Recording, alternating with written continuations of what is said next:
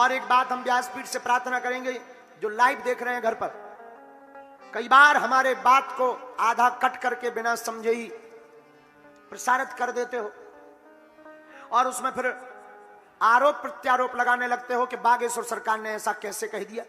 हमने जैसे एक बार बताया था कि राम जी अपने नाते में 5 पिताजी को पिता मानते हैं। राम जी पिता के नाते 5 मानते हैं। कितने? राम जी पिता के नाते में 5 को पिता मानते हैं। तो कोई हमको कल बता रहा था कि गुरुजी, एक कोई सज्जन बोल रहे हैं कि बागेश्वर सरकार ने गलत बोला है और उसको न्यूज पर चला रहे हैं, उनकी ठटरी। हाँ, वो हमको समझते ही नहीं। अरे हम कोई विद्वान नहीं है, हम ना कोई ज्ञानी है, हम तो हनुमान जी के सेवक हैं। भगवान हमसे जैसा बुलवाते हैं हम बोल देते हैं, लेकिन हम इतना कहते हैं, हम जो भी बोलते हैं गुरु आज्ञा से प्रमाणित बोलते हैं और प्रमाण देने की क्षमता भी रखते हैं। हमने ये नहीं कहा कि राम जी के 5 बाप, हाँ ऐसा अगर निकल गया हो तो गलत निकला है कि राम जी के 5 बाप हैं, ऐसा निकला तो गलत निकला है।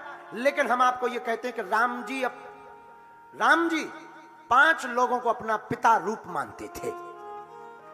लीजिए फिर सुनिए, तुम्हारी आंखें खुलाएंगी, हम प्रमाण सहित तुमको बताते हैं। राम जी पहला पिता किसको मानते हैं? अग्निदेव को, क्योंकि अग्नि के खीर के कारण ही राम जी प्रकट भए।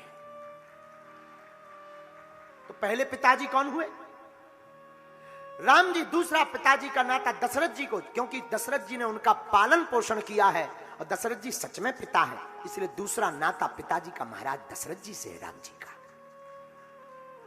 तीसरे पिता के नाता किससे मानते हैं?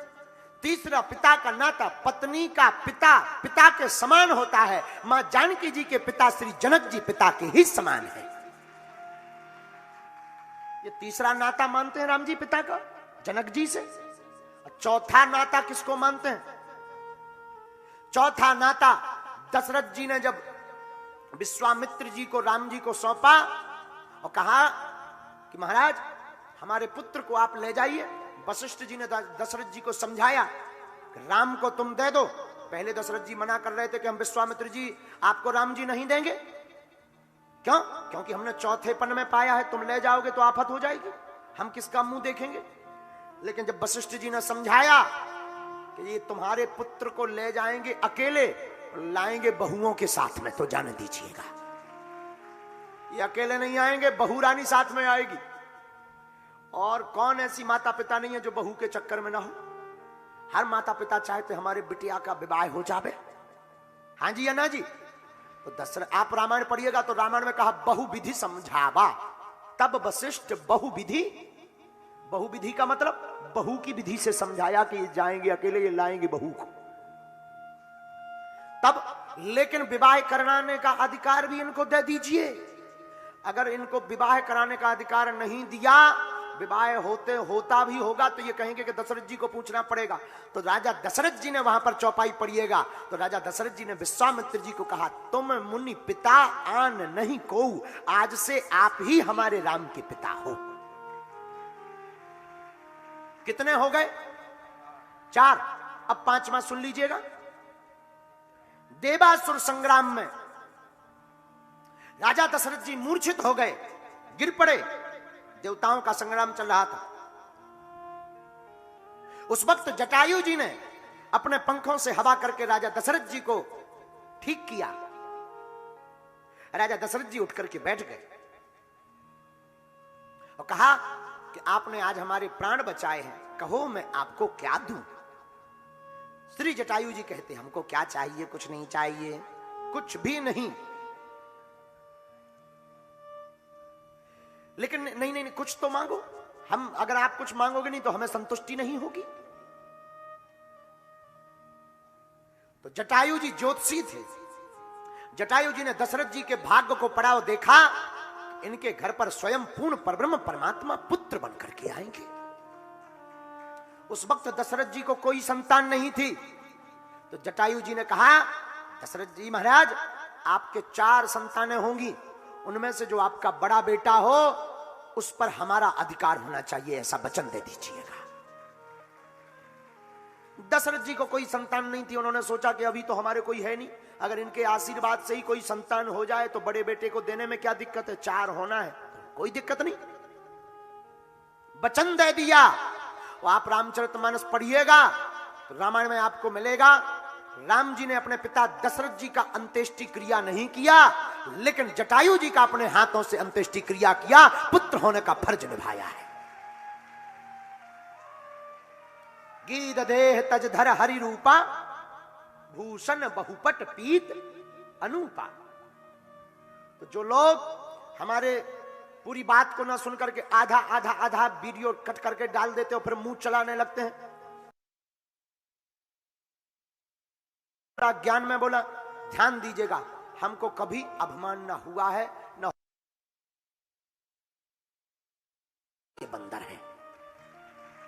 हाँ, हनुमान जी के सेवक हैं, हम कोई ज्ञानी ध्यानी नहीं है, लेकिन अपने गुरु की कृपा से, जिसका गुरु बलवान चेला पहलवान।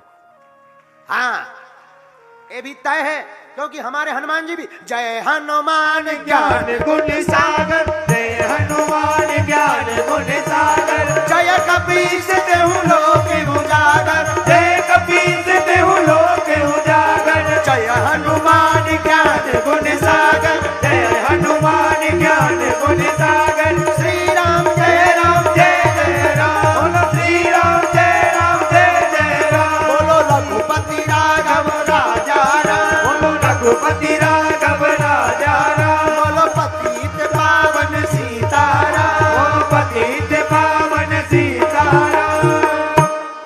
जिनके स्वामी ज्ञान के सागर हो तो चेला कुआं तो निकलेगा ही निकलेगा। जिनके स्वामी, हमारे स्वामी हनुमान जी ज्ञान के सागर है। अब चेला अगर कुआं निकल आए तो उसमें क्या दिक्कत है, किसी को प्रॉब्लम क्या है? अगर किसी को प्रॉब्लम है तो हाजमा की गोली खाए। भाई अब किसी को प्रॉब्लम है तो हाजमा की गोली खाओ ताकि पेट तुम्हारा ठीक रहे। अब भाई अब उसमें हमें क्या दिक्कत? तो अगर हमने ऐसा बोला कि राम जी के 5 बाप थे, तो ये थोड़ा बोलने का तरीका है, हम बुंदेली भाषा में बोलते हैं। हम ये कह रहे हैं कि राम जी दशरथ जी के नाते में 5 लोगों को पिता का नाता मानते थे, वो हमने प्रमाण सहित तुमको बता दिया है, और ये बात कोई काट भी नहीं सकता, ये हमें भरोसा है। कैसे कटेगी? सच्चाई छिप नहीं सकती बनावट के उसूलों से, खुशबू आ नहीं सकती कागज के फूलों से, ठठरी के भरे न कटा। तो ये जो भी हमारे ये वीडियो उनको भेज दीजिएगा जो डाले हैं, कहिए ये तुम्हारा बाप आ गया है, ऐसा बोल दीजिएगा, नो प्रॉब्लम, देख लिया जाएगा। देखते हैं दम कितना बाजुए कातिल में। जय श्री राम। लेकिन हम फिर बोलते हैं, ना हमें सम्मान प्रिय है, ना हमें अभिमान प्रिय है, ना हमें मान प्रिय है, हमें तो सिर्फ हनुमान प्रिय है। हमको क्या प्रिय है? न सम्मान प्रिय है, न अपमान प्रिय है, न स्वाभिमान प्रिय है, न अभिमान प्रिय है, हमें तो सिर्फ हनुमान प्रिय है। बोलो सीताराम।